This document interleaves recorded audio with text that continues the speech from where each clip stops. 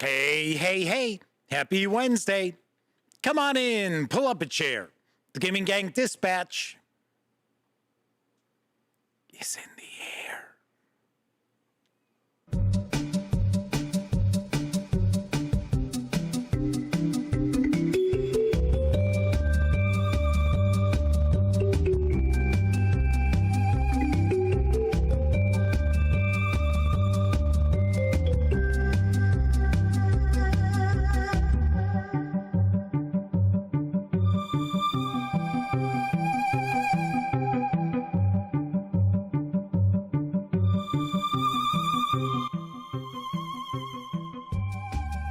Howdy, gang, and welcome once again to the Duct Tape Studios. I'm Jeff McAleer, your host, here at the Gaming Gang Dispatch, brought to you by, shockingly enough, thegaminggang.com, of which I happen to be the founder and editor-in-chief. So welcome aboard. Tonight is Wednesday, January 10th, 2024. This is live stream number 1005. If you're not overly familiar with the show, let me point out, super casual around here.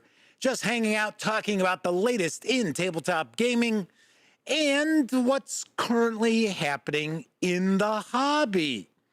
So settle on in, relax. We are going to get to it in just a few moments. But do want to remind you, when you're not watching videos here on the Gaming Gang channel, be sure to visit thegaminggang.com for all latest in tabletop gaming news, reviews, and a whole lot more you won't find here on the YouTube channel. You know the drill. Get your geek on at thegaminggang.com. Also, because this is a live stream, there is chat available. It's not on screen. It's one of the ways that I keep some of the more unusual commenters at bay. And you must be a subscriber to the channel for at least 48 hours before you can take part in chat. Yet, another way that I keep some of the more unusual commenters at bay. But if you want to say howdy, maybe you've got a question, a comment, by all means, chime in, and I will do my best to respond. First out the gate tonight is Kathy Evans in chat, as is Roger Perdome, Gruesome Gaming Group, flaming here on the first of our chat moderators to chime in, and Jen F., Matthew Constantine. I'm going to stick to Constantine tonight. That is the only way I'm going to pronounce it. And we also have Jen F. So welcome, everybody. Thanks for joining me this evening.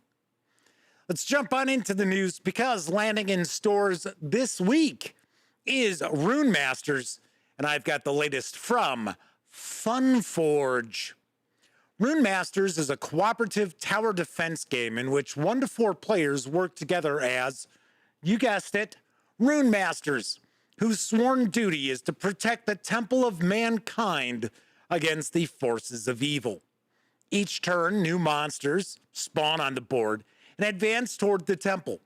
On their turn, Rune Masters roll 4 unique dice and combine their results in various ways to attack enemies, move around the temple, prevent monsters from advancing, use their individual powers, or trigger powerful one-time effects. Evil forces are relentless and will keep coming until dawn arrives. Werewolves, warriors, skeleton archers, trolls all have their own unique abilities, and you need to adapt constantly to new threats if you want to have a chance to survive until dawn. Rune Masters have their own abilities too, some particularly efficient at eliminating enemies, while others focus on healing and protecting their teammates. The game ends in victory if the Rune Masters successfully protect the temple until dawn, which is a special card which is placed among the final 4 cards of the deck. Or it ends in defeat if the Rune Masters are killed or the temple destroyed.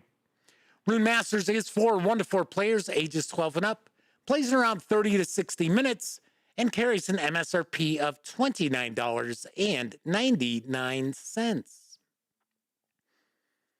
Strangely enough, if you go to the Funforge website, which is French, as you can see, but there is an English translation, there's really no information about this game. But it is landing in stores, supposedly, this week. So there is that. Looks like it could be kind of cool. Kind of a tower defense with fantasy monsters. And it's got a nice MSRP. It's only $29.99. So there is that. Let's talk about some war game news. I mean, it is a Wednesday, so let's make it a bit of a war game Wednesday, because the near future war game Armageddon War is returning for my friend Mark H. Walker and Flying Pig Games. Here's the scoop. Following disease, famine, and economic collapse among the world's first-line powers, conventional war erupts in the Mideast for what arable land remains. Old allies join the carnage and the war grows, pitting age-old adversaries and their new friends against each other. Armageddon War depicts the chaos in the midst of this war. Armageddon War is a platoon-level game set in the near future. The first module focuses on the Mideast, pitting Israelis, Russians, and Americans against age-old adversaries. We hope you feel the game is a breath of fresh air in the wargaming world. There are no turns, just continuous activations. The intensity of a unit's close combat modifier is determined not only by its weapons, but also by the tactics you choose to use for the assault or defense. And when you fire on a unit, it has the option of taking cover or returning fire. The number of dice and the color of dice rolled determine the number of hits. For an example, a Merkava platoon has a gold firepower number over a red explosion. Hence, when it fires on a target with a defense factor over a gold shield, usually other tank platoons, every success inflicts one hit on the target. But if the same platoon fires on a unit with a defense factor over a red shield, usually infantry, it takes 2 successes to inflict a hit. Formations are activated by chit draw, but return to the draw cup not at the end of a turn, but rather in a continuous manner. When chosen, a formation marker is placed on the activation track to the right of the last drawn formation. Only when one chit remains in the cup, the 2 leftmost chits are returned to the draw cup. It's simple, continuous. Armageddon War is for 2 players, ages 14 and up, plays around 2 hours or more, depending on the scenario. It will carry an MSRP of $135, but right now you can save $35 and pre-order for an MSRP of $100. Now, if you have followed the Gaming Gang for quite some time, you may already know that I reviewed Armageddon War when it came out in 2018. And I liked it. I thought it was very cool. And it is a unique situation. It is not your typical, oh, the Cold War got hot. Not that I'm, making fun of that, because I actually have a Cold War goes hot war game from Tiny Battle Publishing that I'm going to unbox. So I'm not knocking that genre, but this is not one of those, oh, it's 1986. Yes, the Fulda Gap or anything like that. Nope. And the system itself is pretty interesting. So if you are a serious grognard and you're looking for a pretty damn cool near future war game, give my review a peek and then go look to pre-order Armageddon War. I think, do not hold me to this, but I think it's supposed to actually come out in March. I think it ships in March. Wild Hunter and our friend the Madman are with us tonight. Yes, another of our chat moderators, the Madman. And I would not be shocked if the third of our trio of chat moderators is hanging with the gang tonight. And yes, I am talking about Sarah D. So let's talk about some role-playing game news, because N Publishing is in the midst of a very successful Kickstarter to fund the Level Up A5E Gate Pass Gazette Annual 2023. Say that 5 times fast. I've got the skinny. This year's hardcover compilation of archetypes, feats, spells, heritages, monsters, and more for Level Up Advanced 5th Edition is now live on Kickstarter. This material was all published in Gate Pass Gazette issues 11 through 22 throughout 2023 and is being presented here for the first time as a brand new hardcover compilation. There are over 30 exploration challenges, including Locust Swarm, Hateful Mist. Ooh, I'm the mist and I hate you. And Icefield Fever. Wasn't that a Bee Gees song? I thought that was a movie. With John Travolta? Icefield? Oh, no. That was a different fever. There are 29 archetypes, such as the Savant's Archaeologist, Fighter's Houndmaster, Herald's Knight of the Fae, and the Artificer's Synaptic Surgeon. 14 cultures, including the dog-loving rovers, or the astral pirates known as the Children of Zev. 5 heritages, such as the Zevites, must be related to those children of Zev, telepathic children of the astral seas. 10 backgrounds, including the Aeronaut and Hedge Witch. 3 destinies, such as Return to Glory and Preservation. 4 feats, including Improvised Genius. That's me. I'm an improvised genius. And Rally Point Warrior. 3 combat traditions, Eldritch Blackguard, Comedic Jabs, and Gallant Heart. 14 magic items like the mighty Angurvidol and the mysterious Ruby Glow wine bottle and the Gauntlet of Dominion. 8 collections of cultural gear for Eladin, Wood Elves, and more. Over 20 monsters such as the Rhyme Ant Queen and Zurat's the Vicious. More than 30 spells for a range of classes such as Animate Painting and Chromatic Beam. 8 Warlock invocations like Part the Veil and Trail of Embers. Plus, the new Corruption condition, 8 Fantasy Holidays, 2 Melodies, 8 Notable Organizations, 6 Fascinating NPCs, a new Stronghold type, and rules for rare skills. There is a short, and when I say short, I mean less than a minute, Kickstarter video, but let's give it a peek. Welcome to the Gate Pass Gazette Annual 2023. Every year we publish a hardcover compilation of the previous year's issues of the official Level Up Advanced 5th Edition magazine.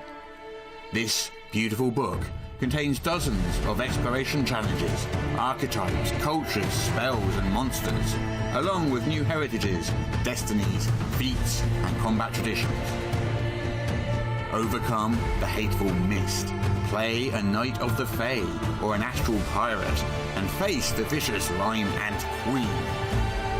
And if you're new to Level Up, now is the perfect time to grab the core rulebooks too. Unleash your inner adventurer, and don't forget to level up. This Kickstarter project is already past the 1,000% funding mark. It launched yesterday. So it's been going for about, I'm going to take a guess, maybe 30 hours. But it has cracked the 1,000% funding mark. You can reserve a copy of this 242-page hardcover, including PDF, for a pledge of approximately $58. Or you can grab just the PDF alone for a pledge of approximately $26. I say that because N Publishing is out of the UK, so there's that exchange rate. But you can support this Kickstarter through February 8th. I do believe that the PDF will be available as soon as this ends, because it's a hardcover collecting the digital magazine. So those files are already done. So the hardcover itself is expected to arrive in July. I've got to say, I have never actually had an opportunity to check out any of the N Publishing releases. I've never reached out. I've just not reached out. I know some people would think that like N World and the Gaming Gang are competitors, which if you follow the Gaming Gang, you know I don't look at anyone else out there like, oh, this is a competition. I must crush you. No, not at all. So, maybe one of these days I should reach out and see if N Publishing would like to see some video coverage from the gang. I wonder. Kevin R. Smith says that they have the first Gate Pass Gazette #1, and there's all kinds of fun stuff. And the level up rules themselves are really cool if you want 5e with more complexity. I would think it also probably provides more clarity, I guess might be a kind of an idea, right? Because 5e D&D can be kind of obtuse in ways. I don't think they're horrible. I don't think the rule set is horrible. The core concept is relatively easy. But there's a lot of stuff where it's kind of like a rule for that. Why would we come up with a rule for that? Flaming Huron says they backed the Level Up starter set. I have to say, the artwork looks really, really good. It certainly does. All right, so the tabletop gaming news of the day will continue. But first, I think it's time for a brief intermission.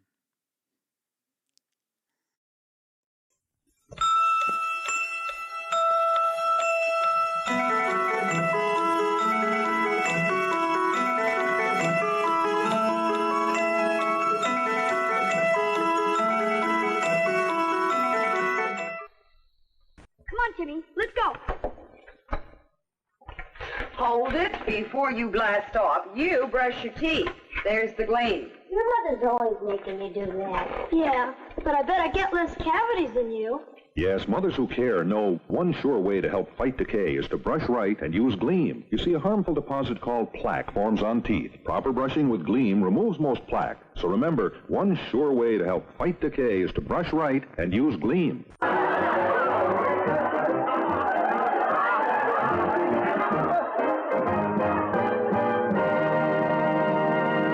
Thank you, dear.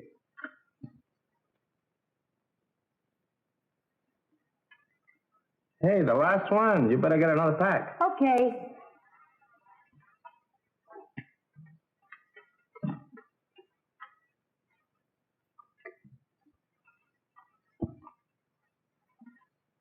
Thank you. You probably think that we're making a big fuss of our cigarettes. Well, sure. You don't really have to keep this wonderful new king-size Philip Morris cigarette in a safe. It's just our way of telling you that they are kind of precious. The finest king-size cigarette in America today. Smooth, mild, and mellow, and easy on your throat. How about you trying them yourself? Just call for Philip Morris, king-size or regular. Buy them by the carton. You're gonna love them, and we're gonna love you. Hey, what was that for? You said it so beautifully. On guard, salute Wilkins Coffee. But I don't drink Wilkins Coffee. Some learn, some don't.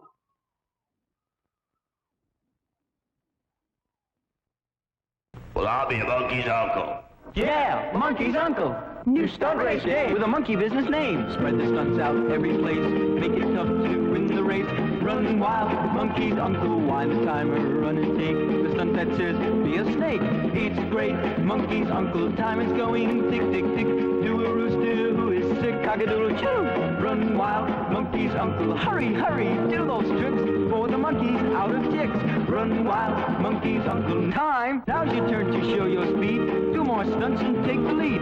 Run wild, monkey's uncle, catch a fish and give a toot. Be an owl who cries, it's fun, monkey's uncle, time. Wiggle, waddle, quick, quick, quick. Do the build a tower trick.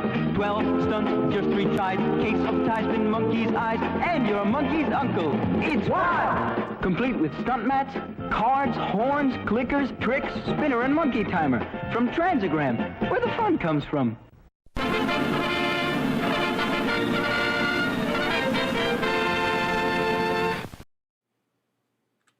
Yes, let's get the kids together for a board game that makes them jump around and hop around, and we'll make sure that the table is right there so they can slip and fall and crack their head open. Oh, yeah, let's do that.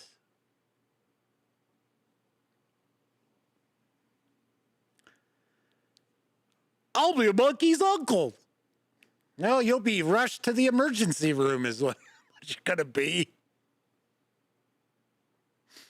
And yes, a reminder that I Love Lucy was sponsored by a tobacco company, Philip Morris. On to the news again. Now available in print and PDF from Palaeo Games is Dr. Drolin's Dictionary of Dinosaurs. Here's what I know. A whopping 304 pages of stunning, illustrated, scientifically accurate, and dynamically designed content. This book allows you to flood your Dungeons & Dragons games with paleontology-themed content and also provide digestible scientific information about our world's past. This book includes 57 new Mesozoic creatures with dynamic stat blocks, with a further 55 alternative magical variants, 20 new Mesozoic plant species with in-game rules, 20 new paleontology-themed NPCs, 6 new playable races, 3 new subclasses, 3 new backgrounds, 4 holistic environments with in-game effects, 8 new feats, 30 new items, there's plot hooks and story ideas, tables for evolutionary mutations, tales for realistic behavior, tables for naming dinosaurs, rules for taming and riding dinosaurs, as well as an introduction to paleontology and paleontological, I don't even know if I pronounced that correctly, reconstructions, as well as stunning full-page artwork. This 304-page hardcover is available for an MSRP of approximately $59.99, or you can score just the PDF alone for approximately $31.99. I do believe Palaeo Games is out of the UK, and now that I take a look at these images, that is not the correct web address.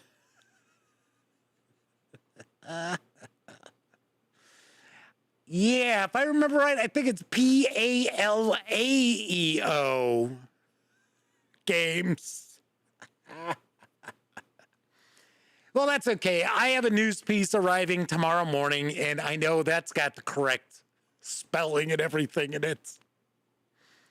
Well. Sarah D is with us saying hello. We also have Kevin King, Deja Vu, and Wild Hunter in chat. We got a good chat rocking and rolling tonight, I can see.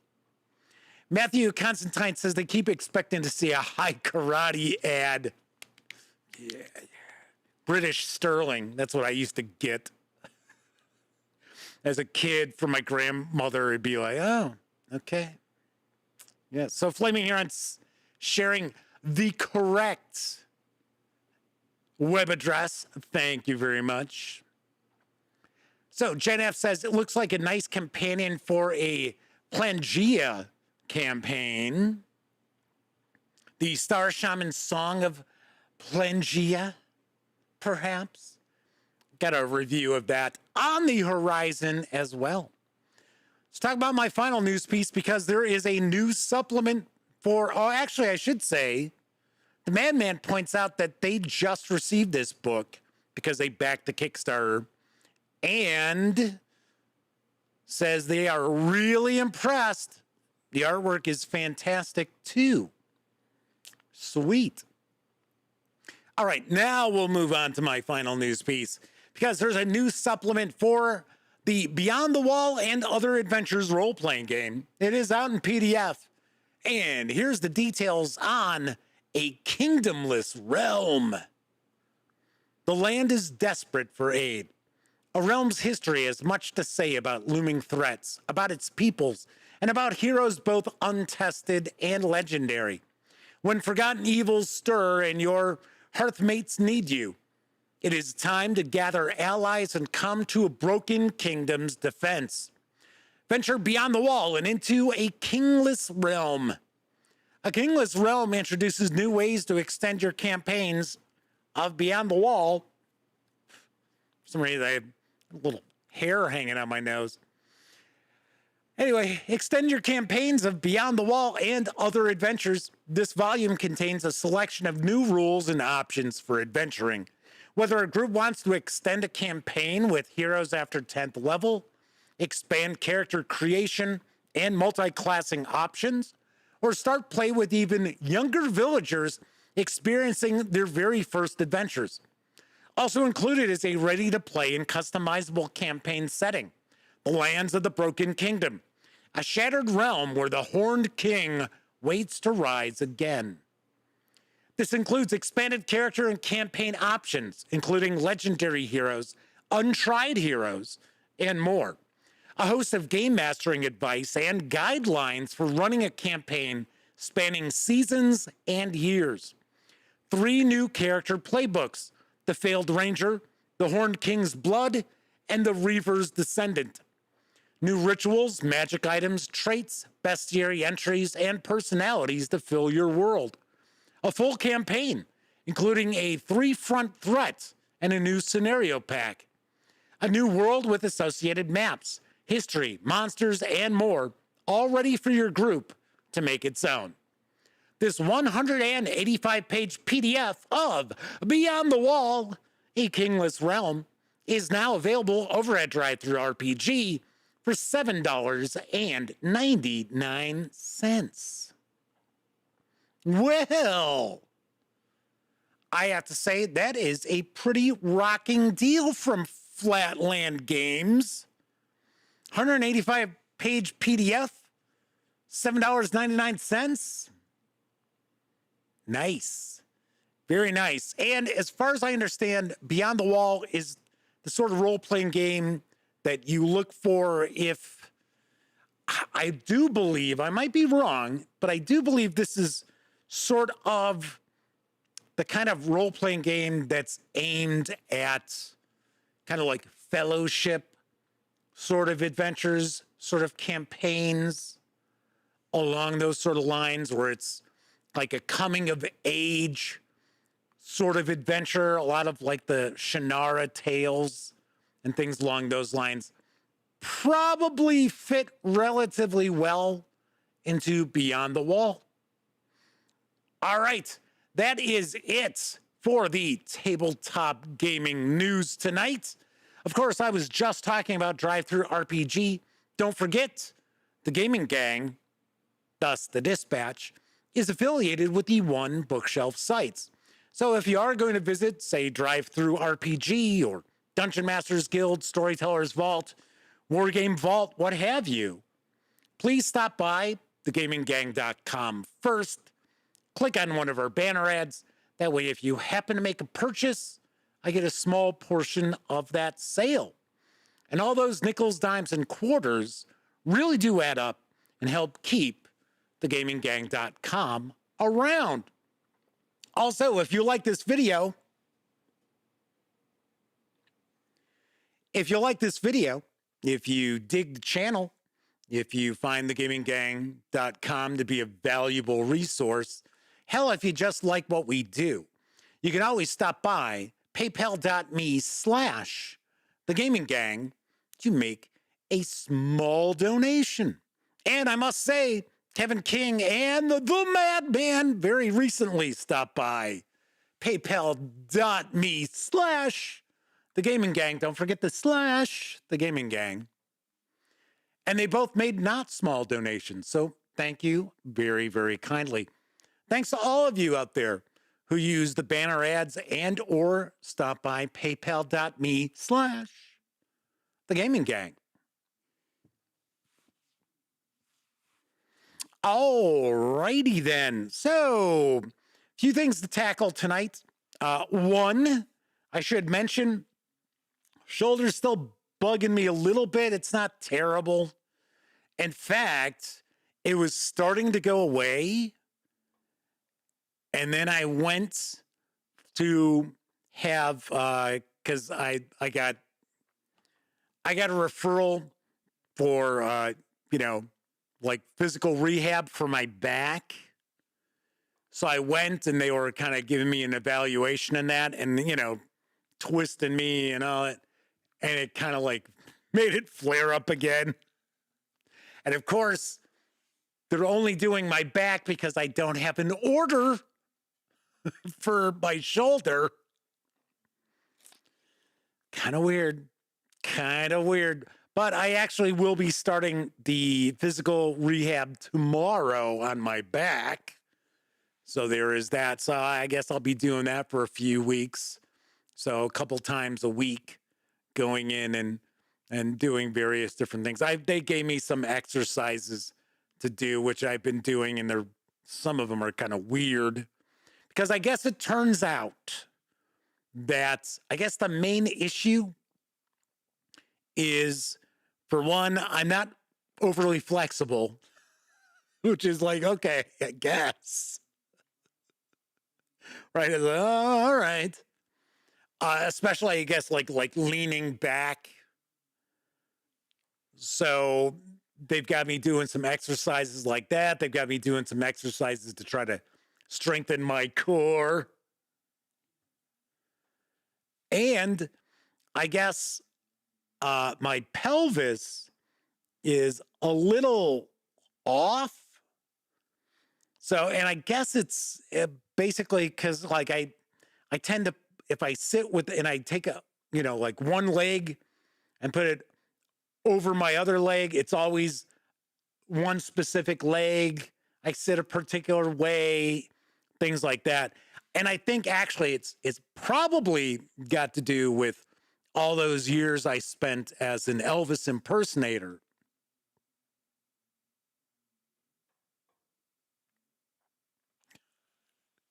Yeah, my pelvis is all out of whack for being an Elvis impersonator. It's not all out of whack. It's just, I guess it's a little off.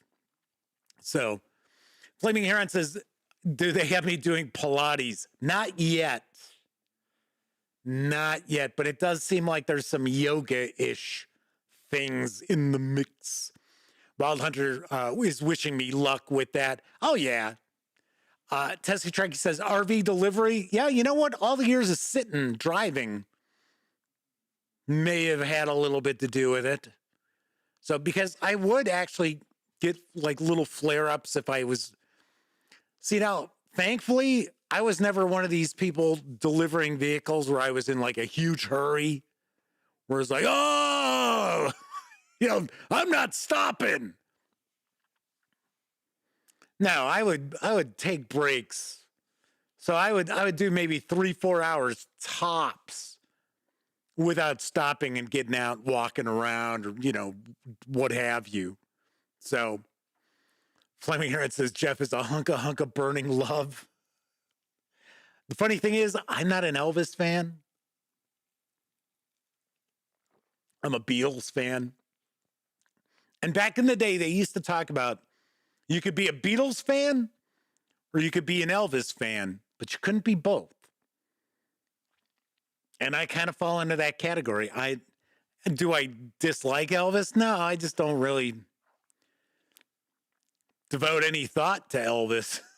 So, but my mom was a big Elvis fan, didn't like the Beatles, didn't care for the Beatles. And to me, I'm not a fan of Elvis because Elvis really didn't do anything. He didn't write his own music. He played very few instruments, and he didn't play all that well. So, I mean, he sang well. I'm not taking that away from him. Anyway, so that is what's going on with that. Also, keep up the good work, everybody. We've been pulling in over 300 views on each of the live shows so far since episode 1000. So let's keep that going. Yes.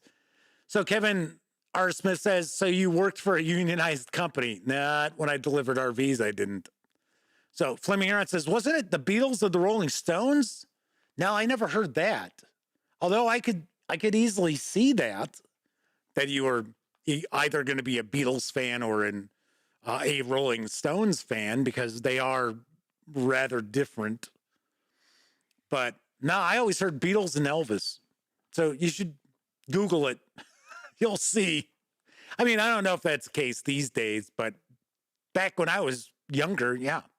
So Kevin R. Smith says, Elvis came up at a time when artists weren't expected to write their own songs. True, they weren't necessarily expected to, but many of them did. But yes, I get that. I completely understand that. And a lot of times, you know, you had people like Willie Nelson writing songs for other artists and that. So, of course, there is that. So Tessie Trekkie is with us saying that the Beatles or Rolling Stones, why not both? Oh, I'm not saying you couldn't be fans of both. All I'm saying is I remember when I was younger that there was always this concept that if you were a big Beatles fan, you didn't care for Elvis. And if you were a big Elvis fan, you just didn't care for the Beatles. Russell Higgins is with us in chat. Anyway, so thank you very much, everybody, for tuning in and watching the live shows with the new format. It is much appreciated. Please keep spreading the word. I have been trying to tinker with the kind of the news feed from thegaminggang.com. So hopefully we'll actually see Google maybe pick up some stories or articles every once in a while. Don't know if that'll happen, but maybe. Gruesome Gaming Group says the King's hips sold well, according to their grandma. There is that one scene in Elvis where the girls are like all fascinated by the pelvis. So, Wild Hunter says bards are lame.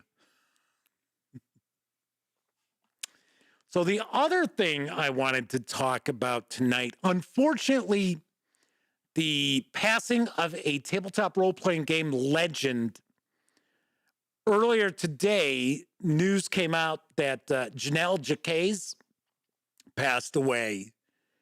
And if you are not familiar with Jannell Jaquays, you are certainly not someone who follows the old school Renaissance by any stretch of the imagination, because Miss Jaquays, or no, I guess it would be, I think she was married, if I remember correctly. So it'd be Mrs., I think, not positive, I think. But way back, early D&D, when Judges Guild was kind of making its mark with third-party Dungeons & Dragons releases, Jaquays designed Dark Tower. So we had Dark Tower, and then we had Caverns of Thracia, which were just revolutionary. I mean, they really did change how Dungeons & Dragons and overall role-playing game adventures were designed and how dungeon layout was done. Now, there was a term that used to use her last name that very recently, in fact, it was a few months ago, it came out that she was not a fan of the term, so I'm not going to use it. And I think part of it is because the term didn't actually use the correct spelling of her last name. So I think that may have been part of it. But it was the way you would design a dungeon non-linear. So if you take a look at, say, Caverns of Thracia, and there was a revised edition that came out, I don't know, 20 years ago, maybe. That was updated and much more exciting a presentation than what you would find with Judges Guild. I know we've talked about Judges Guild in the past, and I've mentioned how I really never picked up Judges Guild stuff because it had this weird like pulp paper that was real cheap. The artwork was, especially like the cover artwork was, you know, and the interior artwork was worse. And it was just typewritten. It looked just typewritten and stuff. Now, I'm not saying that it wasn't great content. I don't know, because I really didn't pick it up. But I have peeked at Dark Tower, which very recently, Goodman Games did their original Adventures Reincarnated, volume 7, I believe it was, is Dark Tower. So that's very interesting. I'd love to pick it up, but I think it's like $100. So unfortunately, there is that. But we had that, and then if you play video games, you could owe a great debt of gratitude to Jannell Jaquays there as well, because she had worked for Coleco, had a lot to do with ColecoVision games, and then also worked on, I think, Quake 2 and 3. I think it was Age of Empires too. I think the Age of Empires series. And also did a lot of work for TSR and Chaosium.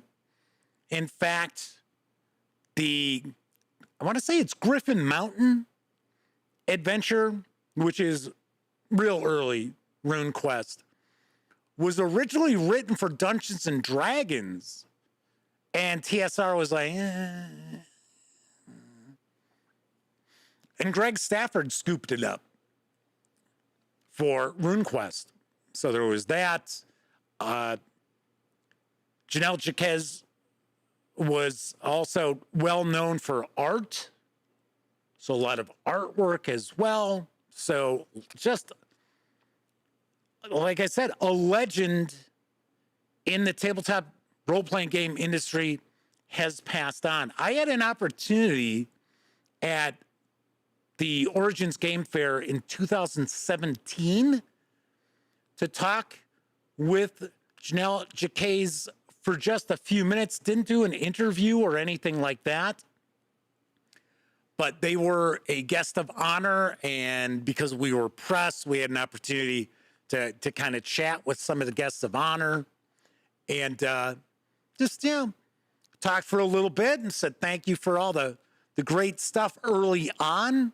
Because the reality is, if we did not have Dark Tower and Caverns of Thracia, I think the way adventures were put together and like how dungeons were created and keyed would be a little bit different. I think it'd be a little bit different. Kevin R. Smith talking about the term that was used for the dungeon creation says, yes, they tended to drop the final S. Yes, because they would say Jaquaying, which That wasn't the last name. I have to also point out, I want to say, I think Jannell Jaquays was the first transgender person I was aware of in the hobby. And I think that was like around 2012-ish, somewhere around then. It wasn't long after the Gaming Gang had started that that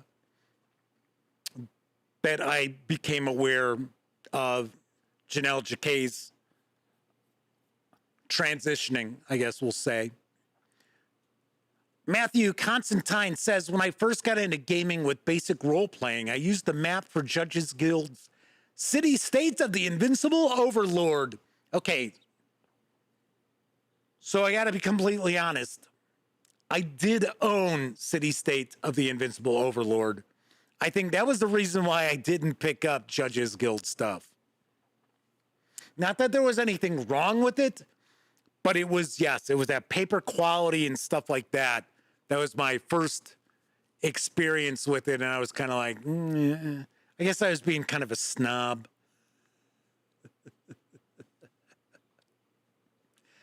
So Russell Higgins says, yes, but TSR was pushing the Buck Rogers stuff. Matthew Constantine says, I think I have a few of her books from that era kicking around on my shelves somewhere. What was there was one D&D adventure. I think it was Advanced Dungeons and Dragons. She was very well known for the art, for the cover art.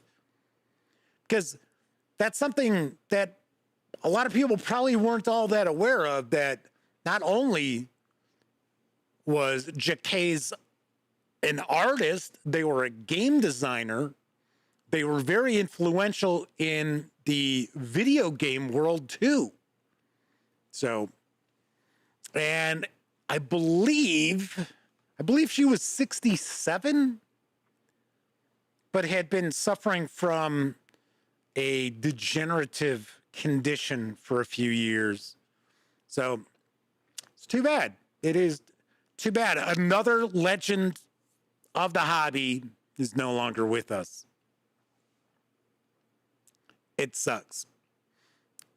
All right. So we've got a little bit of time. Is there anything floating around out there anybody would like to discuss?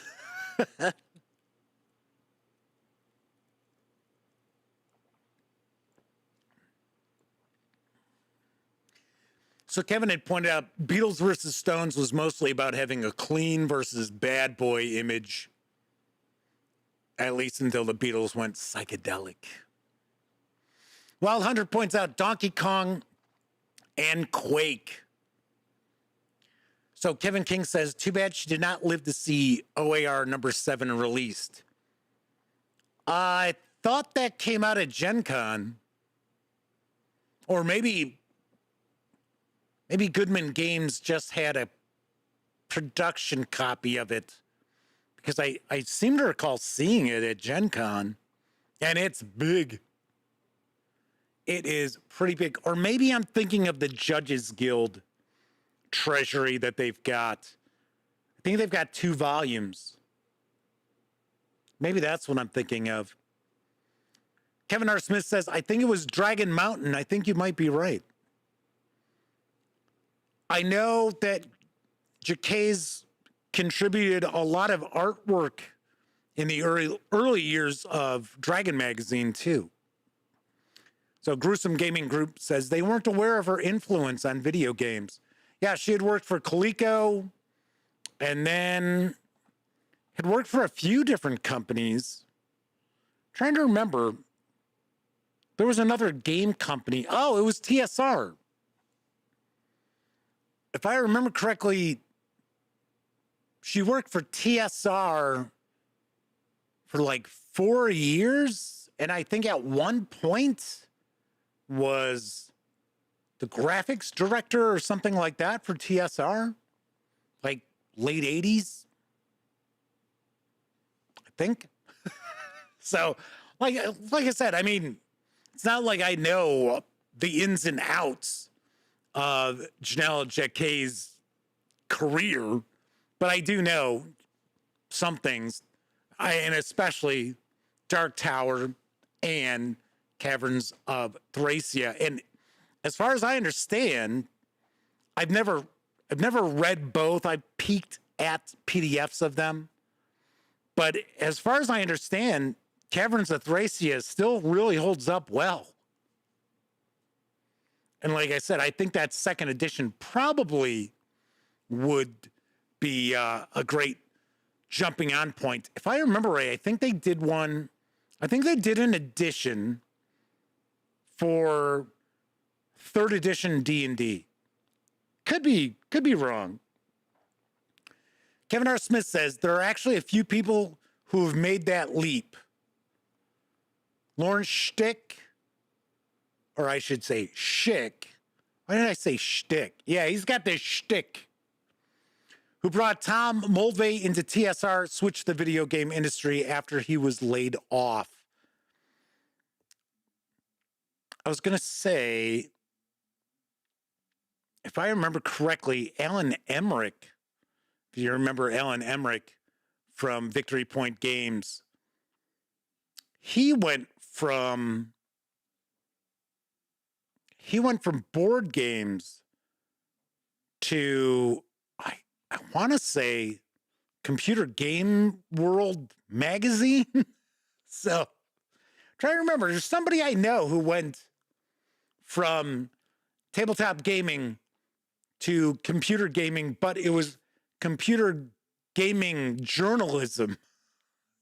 Oh, but yeah, there are a lot of people from the tabletop gaming industry who have segued into video games, mainly because tabletop gaming didn't pay. Matthew Constantine says, I think the guy who designed Skyrealms of Jorn, or Jorun, is that how it's pronounced? Jorun?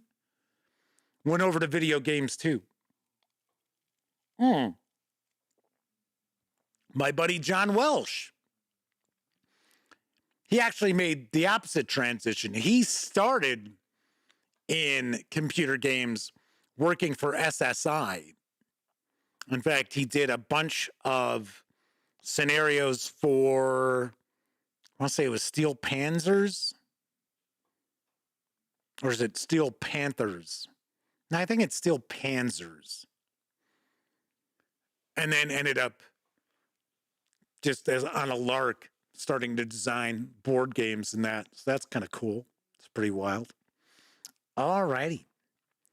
So that is it for this time out.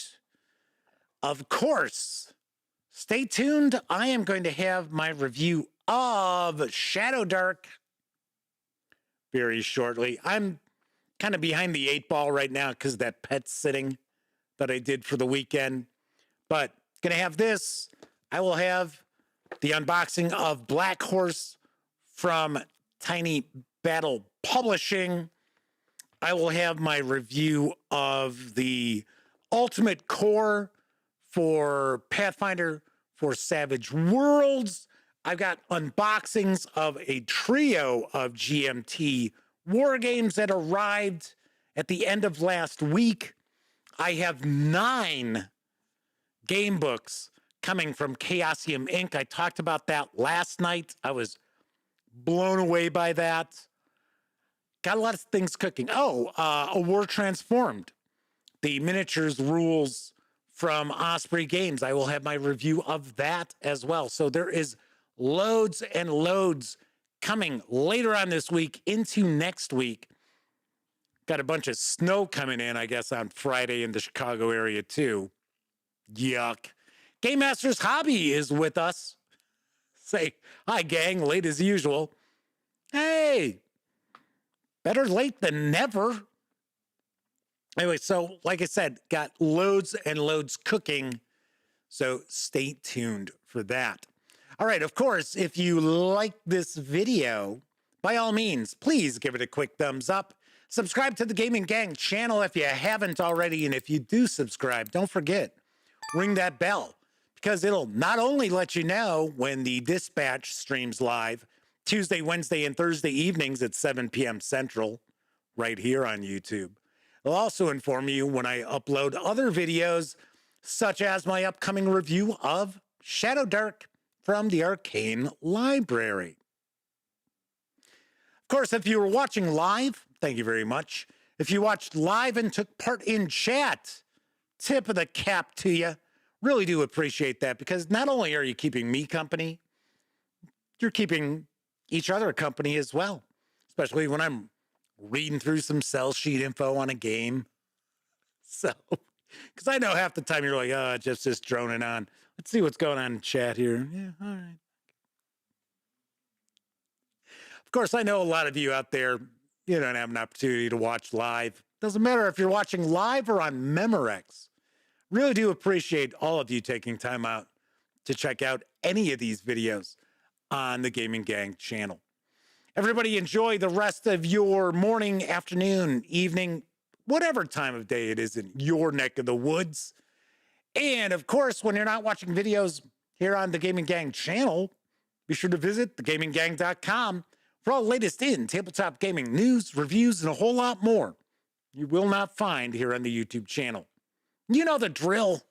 Get your geek on at thegaminggang.com. All right, I will be back tomorrow. Once again, I'm Jeff McAleer.